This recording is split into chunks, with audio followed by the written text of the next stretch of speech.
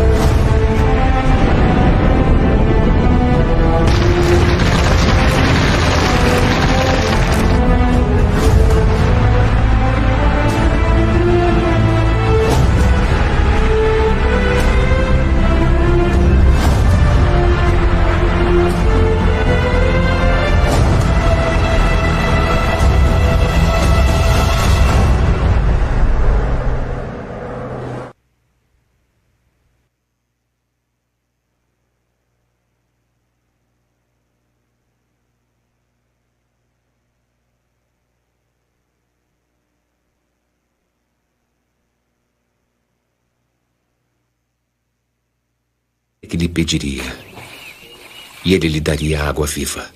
Senhor, não tens um balde, o poço é fundo. De onde pegarias essa água viva?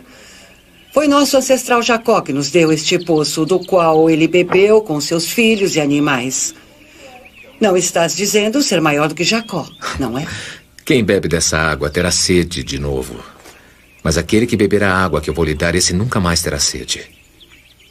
E a água que eu lhe darei vai se tornar dentro dele uma fonte de água viva que jorra para a vida eterna. Senhor, dá-me dessa água, para que eu não tenha mais sede e nem precise vir aqui para tirar. Vá chamar seu marido e volte aqui. Eu não tenho marido. Tem razão ao dizer que não tem marido. Já teve 5 maridos e o homem com quem vive agora não é seu marido. Falou a verdade. Vejo que és um profeta, Senhor. Nossos ancestrais samaritanos adoraram a Deus nesta montanha. E vocês, judeus, dizem que é em Jerusalém o lugar onde se deve adorar a Deus. Vocês, samaritanos, adoram o que não conhecem. Mas nós, judeus, adoramos o que conhecemos, porque a salvação vem dos judeus. Está chegando a hora. E já é agora.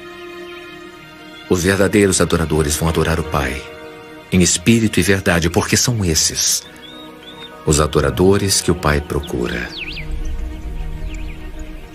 Deus é espírito, e todos aqueles que o adoram devem fazê-lo em espírito e verdade.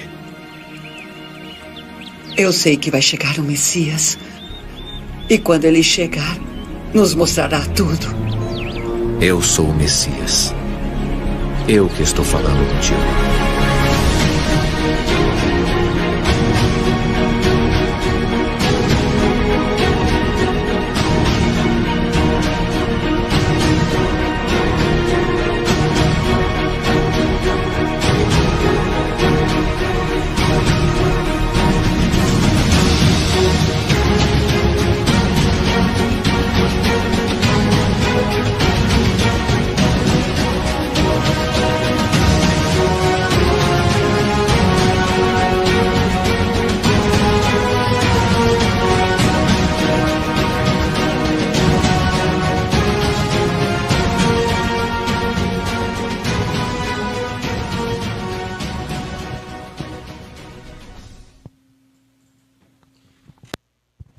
Amém, glória a Deus a todos vocês que estão em casa, graças a Deus por mais uma oportunidade de estarmos na presença do Senhor Jesus, amém?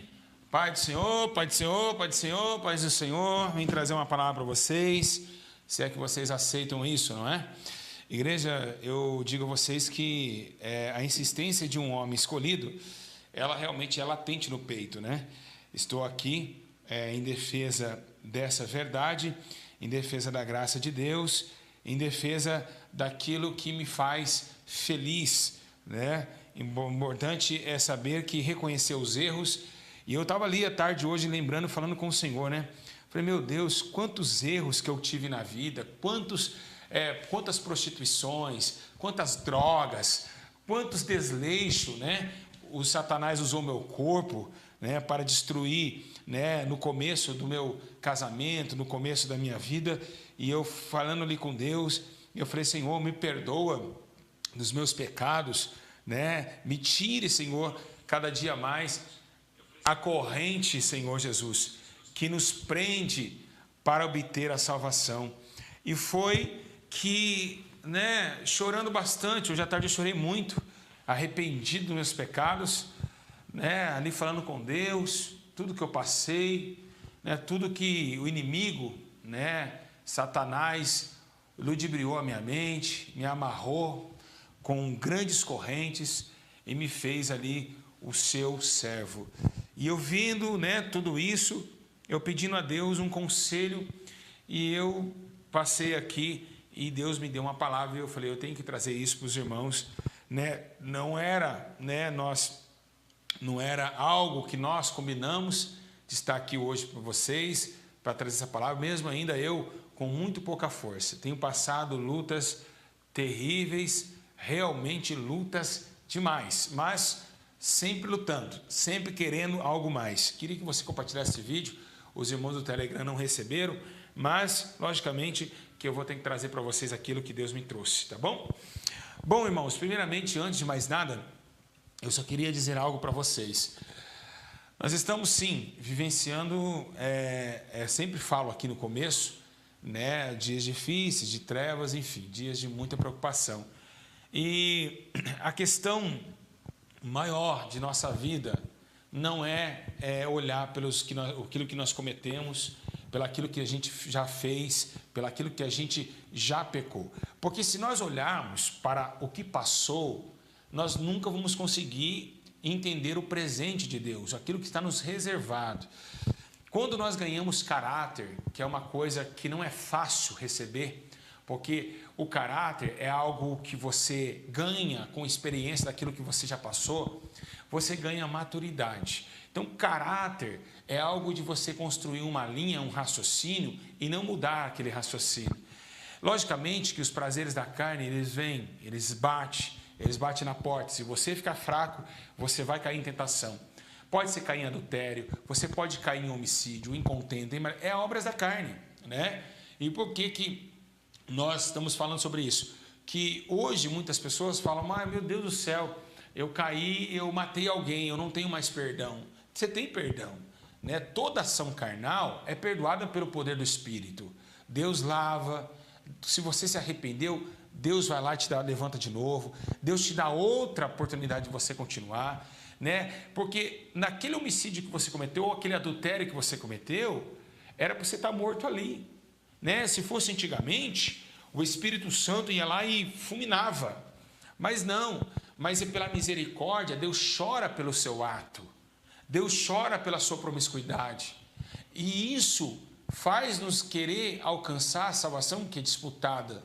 Disputada porque é o exílio de tudo, né? Nós somos exilados de tudo, de toda a prática do bem. Por isso que o apóstolo Paulo ele diz assim, olha, aquilo que eu quero fazer eu não consigo fazer. Aquilo eu não consigo, mas aquilo que eu não quero, isso eu faço.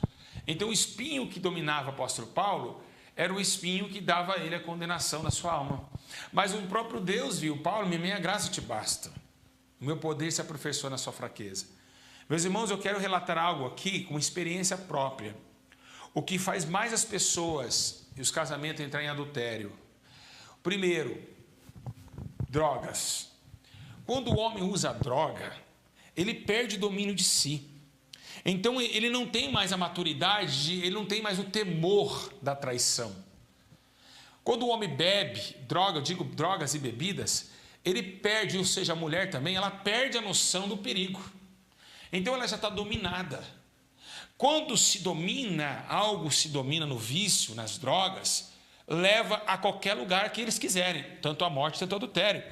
Então o adultério, para quem usa droga e para quem bebe, é muito mais 100% de eficácia, né, que vai dar o checkmate, do que quem é sã. Quando a pessoa trai com sã consciência, é porque realmente ela está desleixada espiritualmente. Mas quando o homem está drogado, quando o homem está fora de si, ele já está amarrado, ele não tem coordenação daquilo que ele está fazendo. Então, a maioria de todas as traições no casamento, de todas as traições, é culpa das drogas, amizade e bebida. Então, eu estava falando com Deus, né, de quando eu passei pelas drogas, pelo crack, como o diabo leva você em onde você quer. Ele te leva para a biqueira daqui, depois da biqueira daqui você vai para a biqueira de lá, a hora que vai ver você já está saindo com pessoas que você nunca viu na sua vida, e aí você fica preso naquele demônio. Então, realmente é uma tortura o pecado. O pecado realmente, ele é a destruição de toda alma. E ele mata, ele sufoca, né? Realmente, ele deixa o homem cego, né? Então, vamos hoje falar algo muito sério sobre a questão do caminho para a salvação. Quem é esse caminho, né? Qual é esse caminho da salvação? O que ele está produzindo para nós, né? Qual a conduta da salvação da nossa alma? O que a nossa alma precisa? Será que podemos? Será que conseguimos chegar nesse plano de salvação? Por que a palavra salvação? Salvação é uma palavra para quem está em perigo ou quem está preso ou quem está morrendo. Ou, por exemplo, alguém está se afogando, vai lá o salva-vidas. Ele vai lá, mergulha no rio, vai lá e te salva. Salvação para quem está preso. A pessoa está presa e ela presa, ela não consegue comer nem beber. Então alguém vai lá e desamarra a pessoa para salvar a sua vida. Então toda salvação vem através de salvar a vida, salvar a existência, salvar a criação, salvar aquilo que está vivo. Por quê? Porque é vida, então vamos salvar ela. E é esse tema que nós vamos abordar hoje. Por que aconteceu o plano da salvação? Como aconteceu e por que aconteceu o plano da salvação? Por quê? Será que nós estamos realmente presos? Será que nós estamos totalmente afogando no rio da vida, dessa amargura de vida?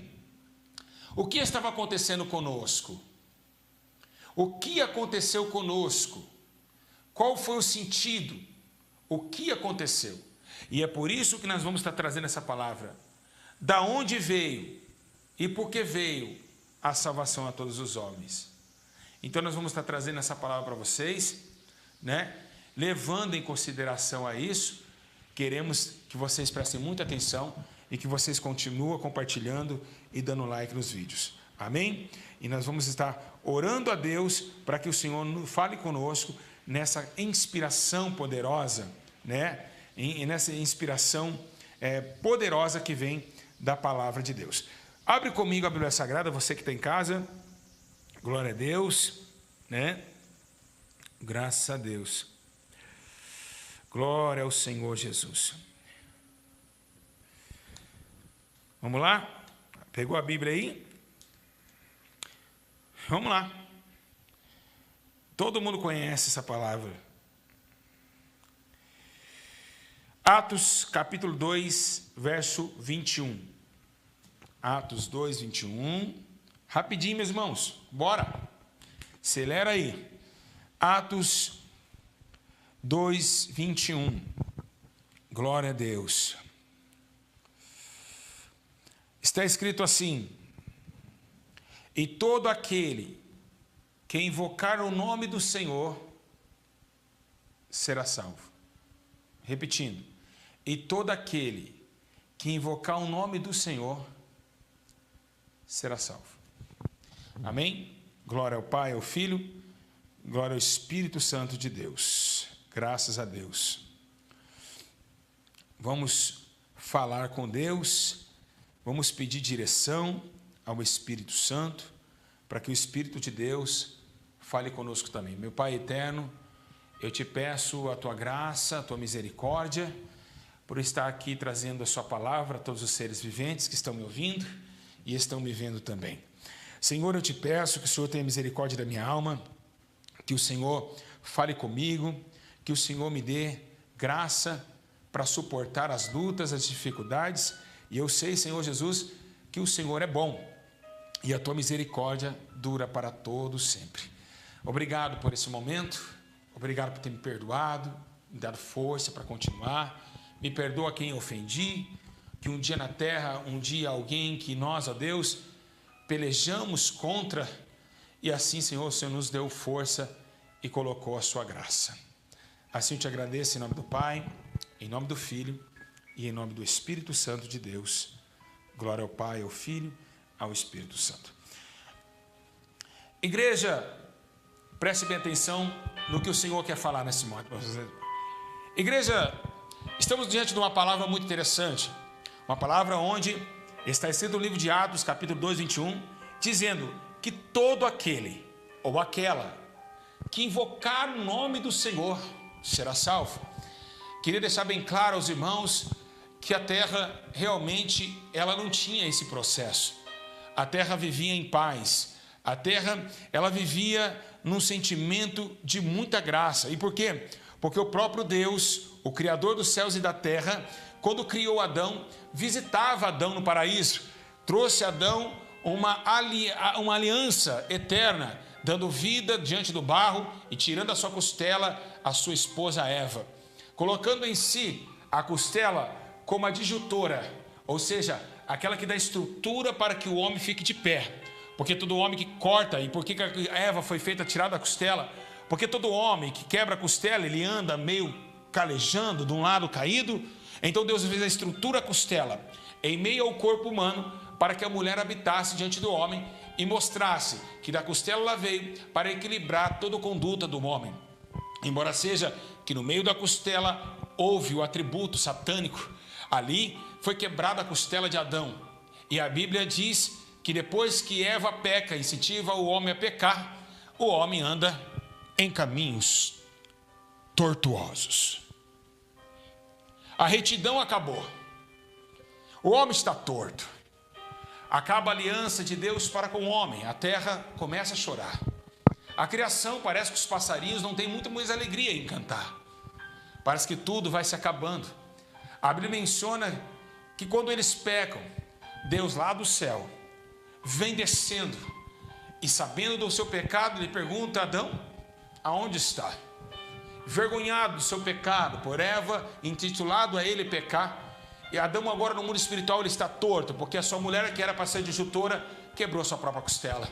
Assim, Deus começa um juízo na terra, e o primeiro julgamento aconteceu no Éden, onde Deus julgou o homem, dizendo que ele ia morrer certamente e não viver. O outro julgamento também que aconteceu na terra, a Bíblia diz que Deus chama Eva e diz que da serpente e a Eva daria uma inimizade. A mulher já não poderia mais ter amizade com a serpente e vice-versa. A Bíblia diz que também quando Deus chama Eva, chama Satanás, o Lúcifer, para conduzir a ele a também um juízo de tributo. A Bíblia diz que a serpente também é julgada e Deus manda ela correr como pó e assim rastejando sobre a terra, e agora chama esse adversário. O adversário esse, e dizendo a ele com muita clareza, dizendo que ele iria pagar o preço um dia de ter corrompido a terra pelas suas mentiras, assim como ele tinha feito no céu. Então Deus chama Eva para um lado e diz: Eva, vem aqui. Chamou Satanás e disse: olha, do ventre dessa mulher que você acabou de derrubar, nascerá um que vai esmagar sua cabeça. E assim a terra anda em desespero, porque agora o homem é expulso do paraíso. A Bíblia relata que no meio da árvore da vida vem um anjo com uma espada. E assim, quando abre o Éden para a sua escapatória diante das colinas, a Bíblia relata que Adão e Eva é expulso do paraíso. Nasce Caim e Abel, os dois filhos, que outrora, quem sabe imaginando, dizendo: quem é esse Deus que criou os montes e outeiros?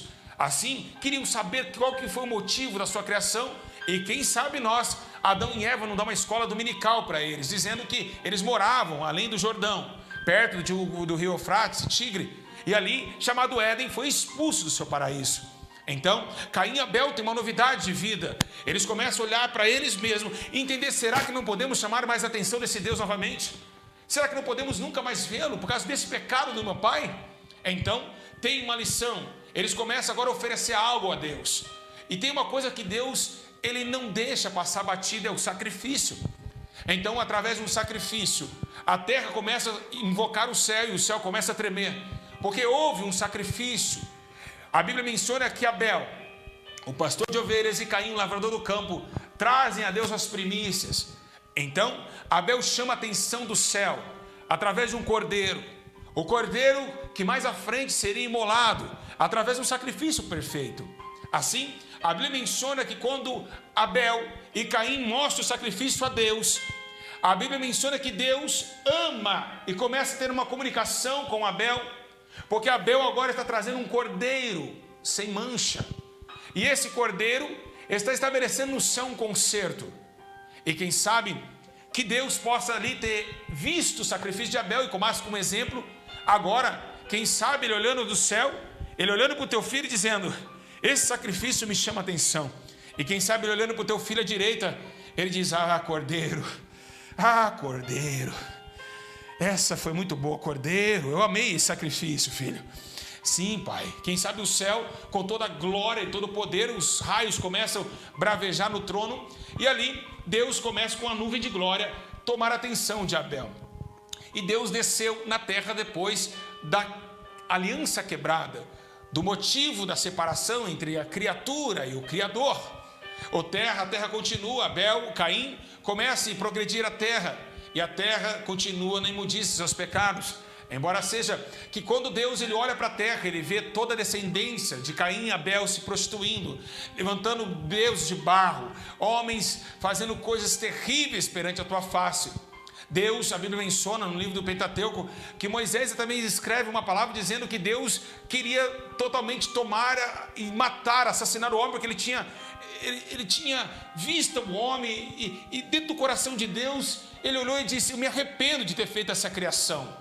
Uma criação que tentou, ao menos fiz a criação para me adorar, porque Deus estava com o coração partido, porque tinha acabado de ser traído no céu, e agora tem de ser traído na terra. A paciência de Jeová gerou nele o sacrifício que lembraste de Abel, e trouxe diante dos homens uma esperança, que quando olhou um homem chamado Noé, um velho barbudo, quem sabe cansado, assim areando a terra, Deus olha para a terra e diz ainda uma esperança, porque no meio desses ímpios há um homem que me teme na terra dos viventes. Quem sabe do mesmo temor, da mesma palavra de exaltação ao homem na terra, como Deus usou com Jó, quando Satanás veio ofendê-lo, assim Deus usou para Noé. E viu Noé, um homem que temia Deus, e Deus mais uma vez deu a esperança para que o homem vivesse através da arca, que Noé, o pregoeiro da justiça, como o apóstolo Paulo disse, 120 anos pregando sobre justiça e arrependimento, para que todos se arrependessem dos seus maus caminhos e entrassem na arca de Deus.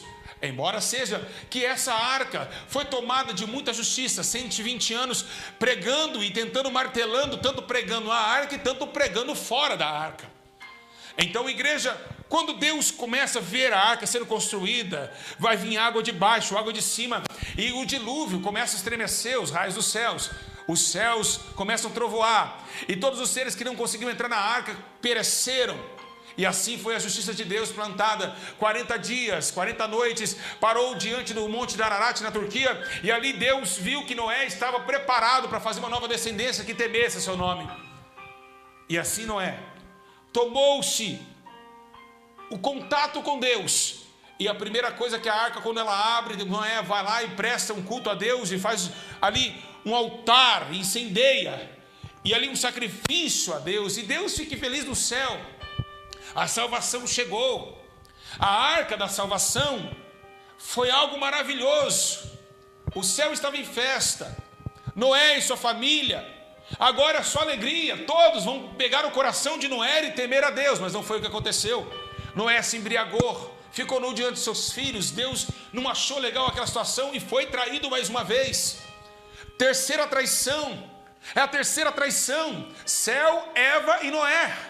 Então a salvação de Deus estava ganhando força dentro do seu coração, mas estava ganhando lágrimas nas suas ações, porque toda vez que Deus queria salvar, Deus entristecia. Toda vez que Deus queria salvar o homem, Deus chorava no céu. E quem sabe essas nuvens de chuvas era a lágrima do nosso Senhor. É esse motivo que nos faz entender como Deus nos ama. Se João um dia olhou e disse: Deus amou o mundo de tal maneira que deu seu único filho, para que todo que nele crê não morra, mas tenha vida eterna, é porque João sentiu a glória de Deus, ao ponto de quando Jesus ele desce para a salvação, há um plano todo estabelecido no céu. Deus então, por sua vez, tem uma promessa com Abraão, chama Abraão e diz para ele que tem uma nação gigante esperando Abraão. Assim Abraão, Isaac e Jacó ganham a descendência da salvação para uma nação. Se Deus viu que não podia salvar o mundo inteiro, Deus estabeleceu para ele um concerto de uma nação. A nação que estaria relatada em cima dos lombos de Jacó em Betel. A nação que lutava com o anjo pelas suas vitórias. A nação de Israel. Quando Deus chama Rabandagashai e Jacó, Deus coloca Jacó. Agora Jacó, presta bem atenção, tu não é mais Jacó não, tu é Israel. Tu é Israel porque ele brigou com Deus. Então Deus coloca em cima de Jacó uma esperança, a esperança de uma nação que temeria o teu nome, que poderia dizer que o Senhor é Deus. Começa Israel a ser formada através de muita valentia, de muitas lutas que Josué, que Moisés enfrentara. Então acontece que o tema de Deus, a Israel cercada, Jerusalém, a noiva, agora começa também a se prostituir, a adorar outros deuses. Deus foi traído pela quarta vez. Dentro de Israel, um povo que Deus chamou por eleito, estava acontecendo o concílio de Satanás, a sinagoga dos seus demônios, levando em consideração as práticas impetuosas que Deus jamais admitiria. Adultérios, fornicações, deuses levantados como instrumento de adoração. E Israel brigando ao ponto de Deus usar uma parábola com Oséias e dizer: se você não sabe o que eu estou passando, Oséias, case com uma mulher adúltera e tem filho com elas, e depois ela vai te trair, você vai ver como que é difícil a minha vida. A vida de Deus, o céu não estava dando fácil. É você amar alguém que não te ama. É você dar de tudo para alguém que não te dá nada. A adoração era dele. Então ela foi ofuscada diante da criação de Israel, aonde Deus colocou como o grande patriarca Abraão, e também pelo dominado coração de Davi, para reinar no meio de um povo que não queria, ao ponto de Deus olhar e dizer: eu fui procurado por um povo que não me encontrava. Eu me deixei se achar para esse povo. Oh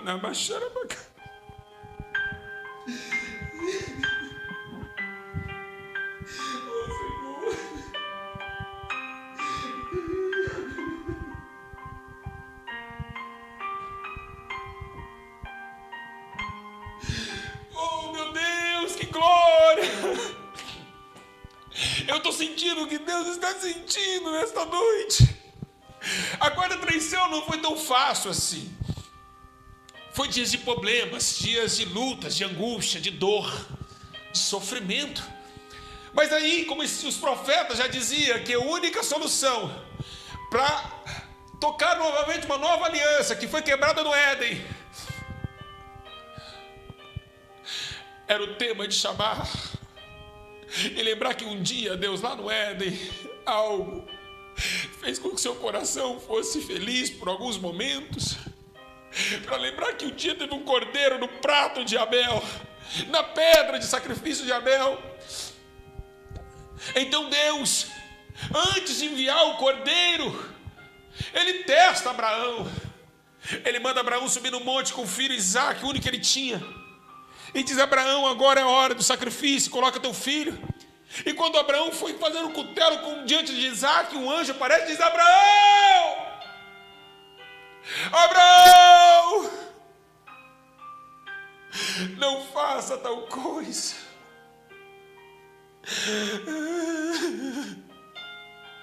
Então Deus lá no céu Ele olhou e disse: eu vou aprender, eu aprendi com mais um na terra. Primeiro o ovelha, o sacrifício de Abel. Agora, se um homem pecador pode dar seu único filho, eu também vou dar o meu.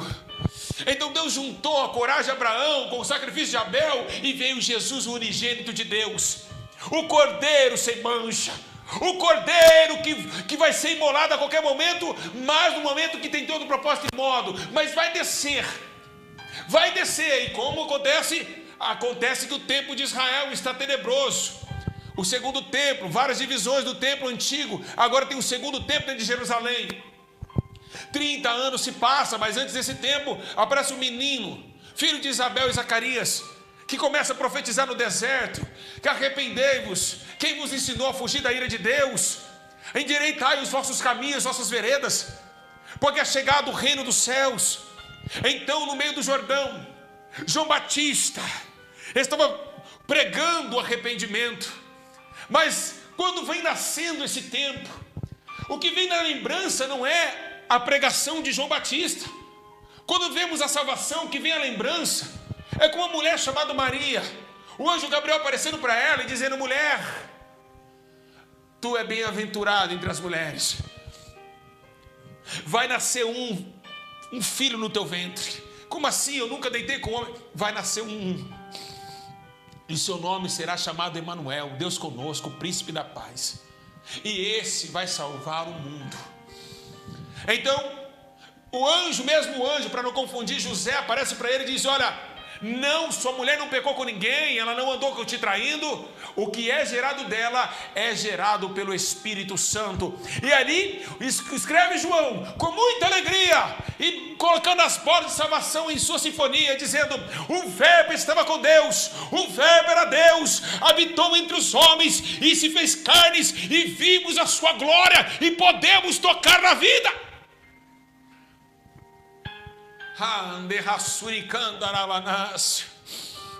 Dá para sentir a glória de Deus aí na sua casa? Sinta a glória, sinta. Oh, meu Senhor nos limpa, nos purifica. Oh, aleluia. Igreja, Jesus desce, então agora estamos lá no deserto, e depois do deserto estamos no Jordão. E quem sabe João Batista, ele começa a dizer algo interessante: raça de víboras.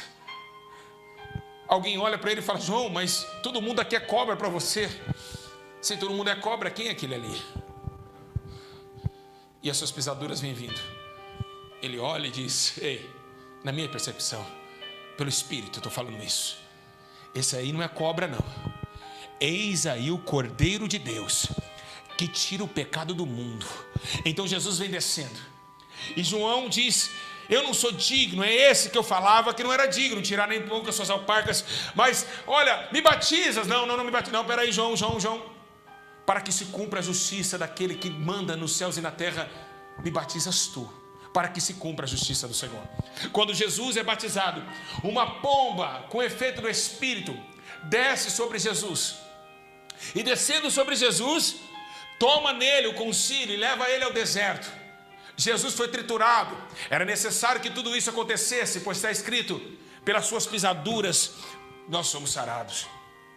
Então, as pisaduras de sofrimento trouxe ao homem a perseverança de um dia acreditar que a salvação estava na terra, e que o caminho se abriu a uma terra que não tinha caminho, e que uma luz se acendeu em meio às trevas, e nós vimos uma grande luz. Essa luz, a palavra, que trouxe a todos os homens que estavam cegos, vivenciando este mundo pelos seus prazeres, a entender o caminho da salvação e do plano de Deus.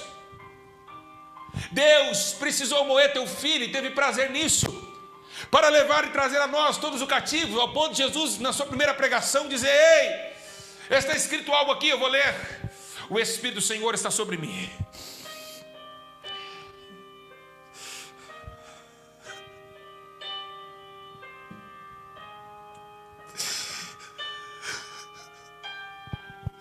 E me ungiu para pregar as boas novas, dar vista aos cegos, e libertar os presos da prisão, e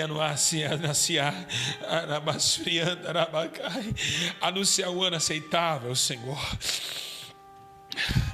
Por isso que Sofonias dizia que o Senhor teu Deus está no meio de ti, poderoso para te salvar. Ele já escrevia isso.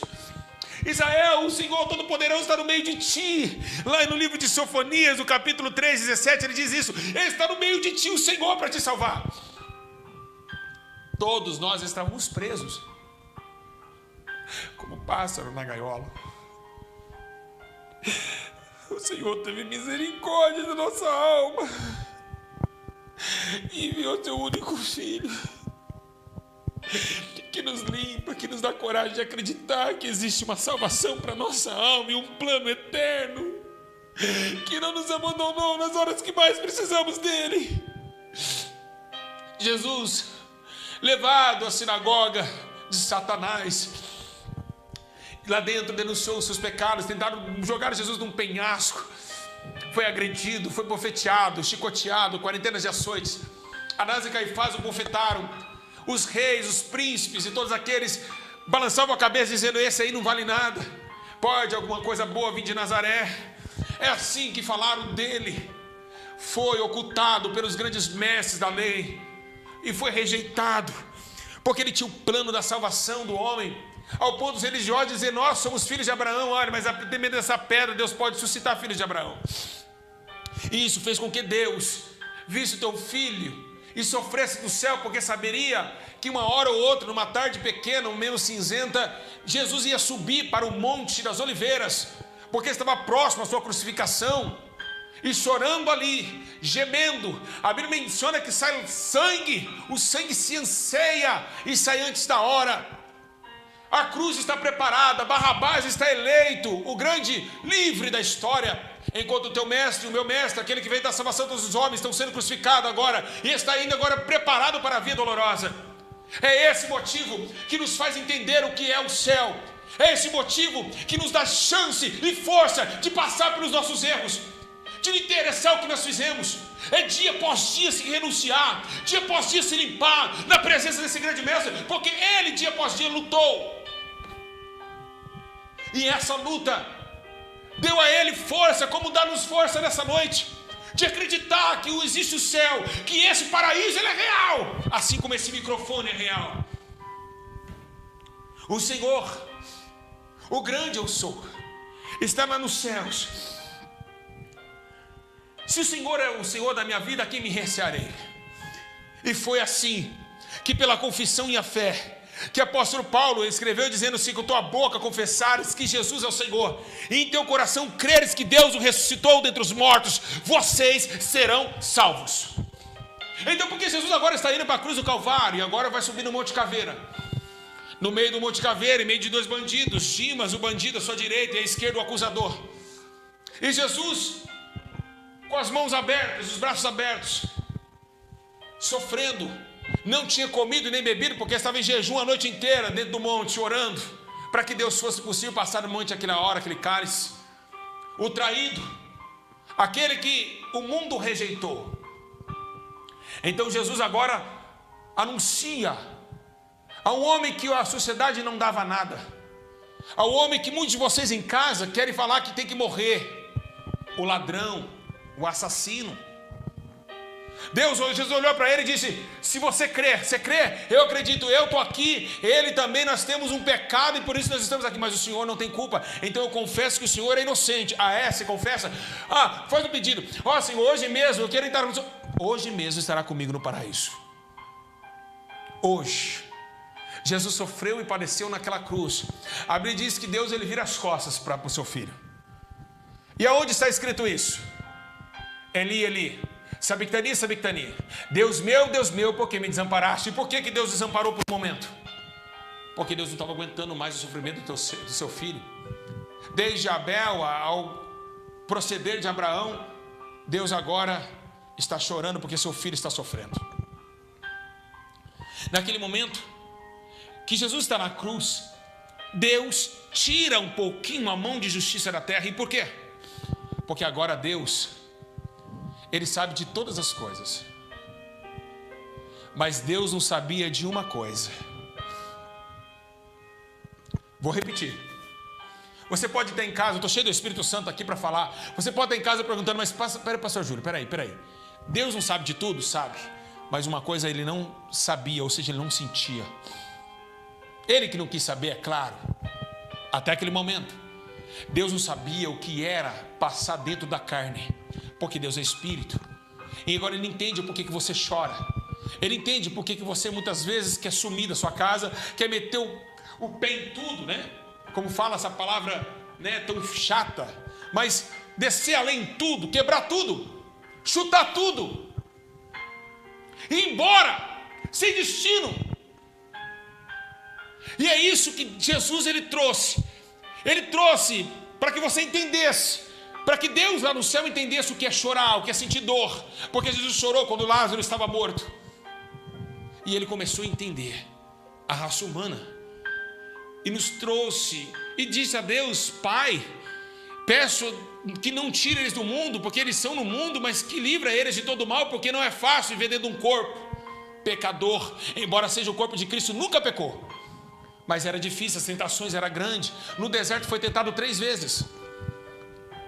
Então o plano da salvação, ele veio através do nosso Senhor Jesus Cristo, para salvar os perdidos, para dar luz aos cegos, para fazer os mortos ressuscitarem, ao ponto de olhar e dizer: eu sou a ressurreição e a vida, aquele que crê em mim, ainda que esteja morto, viverá. Eu sou a ressurreição e a vida. Eu sou o caminho, a verdade e a vida. O mundo de morte veio a vida, no mundo de mentira veio a verdade, e no mundo que estava tudo escuro veio a luz e o caminho. Então Jesus veio para anunciar a todos os homens a salvação de todos eles. E não quer, e não tem amor que nenhum deles se perca. Deus não tem amor em ver alguém se perdendo, como você na igreja. Quando um cai, você fofoca da vida dele e diz: olha quem caiu, mas não tem misericórdia e não chora. Se alguém entrar em adultério, aqui no YouTube vira milhões de visualizações. Se um pastor errar, por que Flor de Lis está sendo acusada por vocês? Por que Flor de Lis está acusada por vocês? Vocês não têm amor por ninguém, mas Deus, Ele não quer que ninguém se perca. Ele não é o amor dEle, não é a paixão dEle ver alguém dessa forma. Ele chora, Ele entristece. E é esse o motivo que o Espírito Santo está longe desse mundo, para atuar de forma que atuava no passado, porque os homens são terríveis, incautos da fé, não tem amor por ninguém, não tem misericórdia. Mas Deus teve misericórdia. Se você não perdoa teu esposo, se você não perdoa tua esposa, Deus também jamais te perdoará. Se você não perdoa o teu próximo, você nunca vai herdar o reino dos céus. Porque o plano da salvação foi por amor. O plano da salvação foi muita graça, foi uma misericórdia para nós não sermos consumidos, porque a sua glória cobriu toda a terra, ao ponto das águas cobrir o mar. E é esse motivo da salvação, o amor imerecido. O homem não merecia, não tinha perdão do seu próximo, mas Deus o perdoou. E se você não perdoar teu próximo, se você não desejar o bem para o teu próximo, jamais tu receberá perdão diante de Deus. O plano foi todo orquestrado. A salvação, que era somente para aqueles israelitas, agora se colocou na banquete dos justos. Agora todos nós gentios recebemos o plano da salvação de Deus. Jesus, o Salvador do mundo. Pois o apóstolo Paulo disse que nenhuma condenação mais há dos seus pecados para aqueles que estão em Cristo Jesus, mas que não anda segundo a carne, mas segundo o Espírito, porque a lei do Espírito de vida me livrou da lei do pecado e da morte. Então esse Jesus, que salvou o mundo através do teu sangue, que nos purifica de todo pecado, um dia ele disse que voltaria para resgatar o povo e levar para Sião perfeita, para a Nova Jerusalém, aonde mana leite e mel, que nossos olhos nunca mais chorariam. Essa salvação, esse plano ainda está aberto para todo homem. Assim como a grande arca estava aberta no passado, assim Jesus ainda está com a porta aberta para que todos que crêem no seu nome fossem salvos por ele. É o tempo da salvação no mundo. O nosso mundo vai passar, a nossa vida passa muito rápida, e é o tempo agora de aproveitarmos a misericórdia de Deus e nos limparmos essa água que sai do trono de Deus como água cristalina, que limpa a nossa alma de dentro para fora. Porque quem bebe dessa água voltará a ter sede, mas quem bebe da água que ele der jamais terá sede. porque dentro dele fará mananciais de águas vivas que jorrarão para a vida eterna. Porque o pão que nós comemos, nossos pais pereceram, mas ele é o pão vivo que vem do céu, e quem come dele terá a vida eterna. Esse é o plano de Deus, o amor de Deus, que o mundo jamais vai entender. Como Deus tolera um adúltero, como Deus tolera um homicida. Nós não toleramos,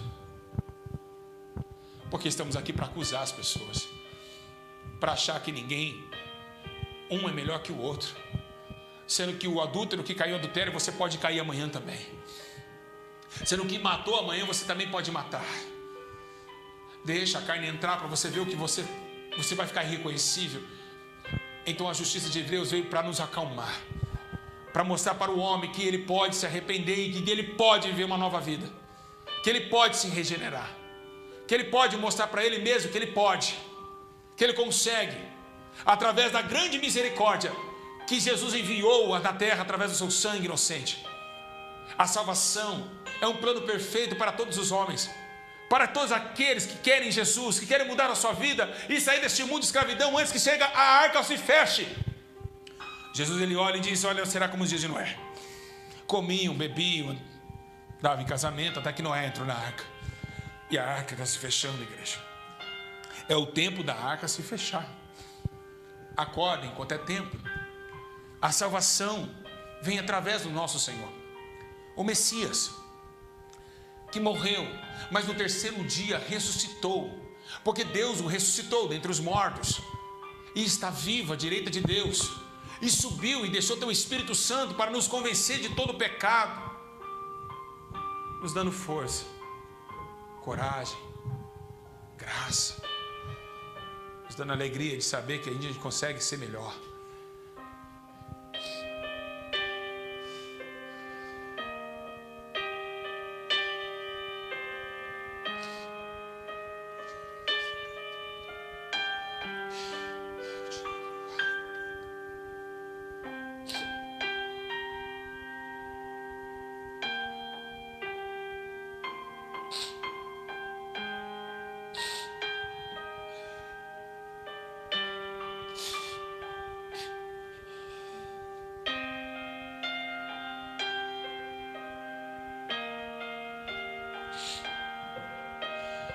Esse é o nosso Senhor, que nos dá força, coragem, que luta conosco. Então, fazer bem as vossas vocações. Vocês foram eleitos, sejam fortes, porque a salvação, ela é real. Que Deus os abençoe, que Deus os guarde, porque Deus os perdoou e disse para Israel: Israel, eu apago todas as vossas transgressões, por amor de mim, dos meus pecados eu não vou lembrar vocês, dos seus pecados eu não lembro mais, e dos meus sentimentos de vitória, de misericórdia eu perdoo vocês, e dos seus pecados jamais vou lembrar. Ai,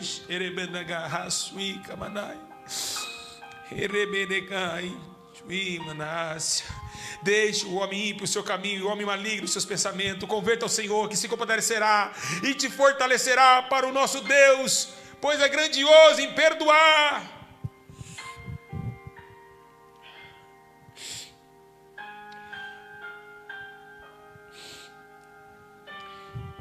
Igreja, foi Ele que disse: este é meu sangue, o sangue da nova aliança, que é derramado por muitos para perdão de seus pecados. Foi Ele que disse isso. Você que está em casa, ainda dá tempo de entrar nessa arca.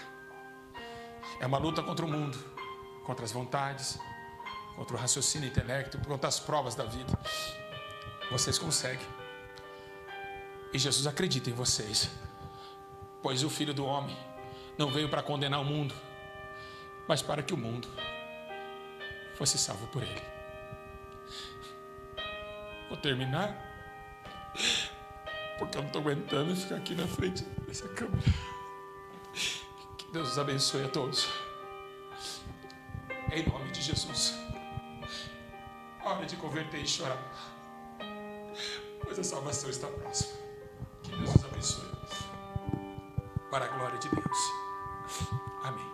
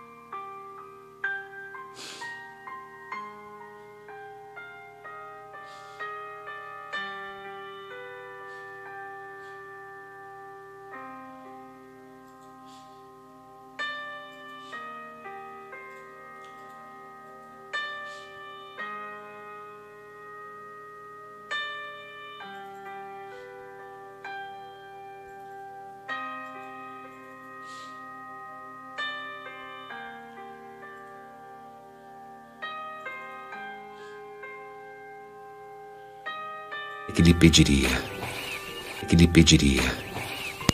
e ele lhe daria água viva. Senhor, não tens um balde, o poço é fundo. De onde pegarias essa água viva? Foi nosso ancestral Jacó que nos deu este poço, do qual ele bebeu com seus filhos e animais. Não estás dizendo ser maior do que Jacó, não é? Quem bebe dessa água terá sede de novo. Mas aquele que beber a água que eu vou lhe dar, esse nunca mais terá sede. E a água que eu lhe darei vai se tornar dentro dele uma fonte de água viva que jorra para a vida eterna. Senhor, dá-me dessa água, para que eu não tenha mais sede e nem precise vir aqui para tirar. Vá chamar seu marido e volte aqui. Eu não tenho marido. Tem razão ao dizer que não tem marido. Já teve 5 maridos e o homem com quem vive agora não é seu marido. Falou a verdade. Vejo que és um profeta, Senhor. Nossos ancestrais samaritanos adoraram a Deus nesta montanha. E vocês, judeus, dizem que é em Jerusalém o lugar onde se deve adorar a Deus. Vocês, samaritanos, adoram o que não conhecem. Mas nós, judeus, adoramos o que conhecemos, porque a salvação vem dos judeus. Está chegando a hora. E já é agora. Os verdadeiros adoradores vão adorar o Pai, em espírito e verdade, porque são esses os adoradores que o Pai procura.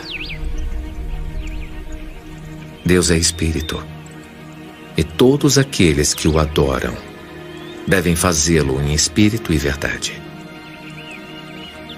Eu sei que vai chegar o Messias, e quando ele chegar, nos mostrará tudo. Eu sou o Messias. Eu que estou falando contigo.